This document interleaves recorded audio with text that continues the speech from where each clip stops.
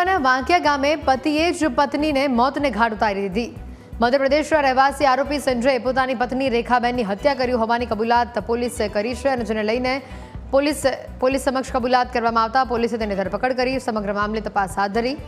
પોલીસે તપાસ કરતા યુવકના અન્ય યુવતી સાથે સંબંધ હોવાથી પત્નીને મોતને ઘાટ ઉતારી હોવાનું સામે આવ્યું।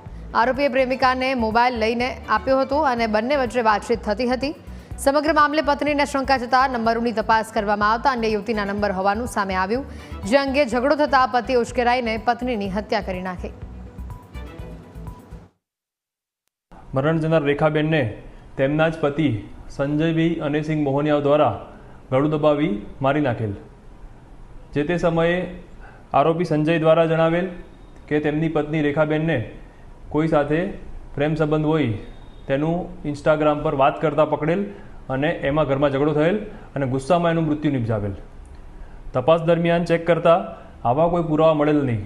ત્યારબાદ ટેકનિકલ એનાલિસિસથી ચેક કરતા રેખાબેન પોતે ફોન રાખતા નહોતા, ઘરમાં એક જ ફોન હતો જે સંજયભાઈનો હતો અને તેનું ટેકનિકલ એનાલિસિસમાં જાણવા મળેલ કે 2 શંકાસ્પદ નંબરો, જેમાં એક નંબર સંજયભાઈ જ કોઈ છોકરી સાથે વાત કરતા હતા।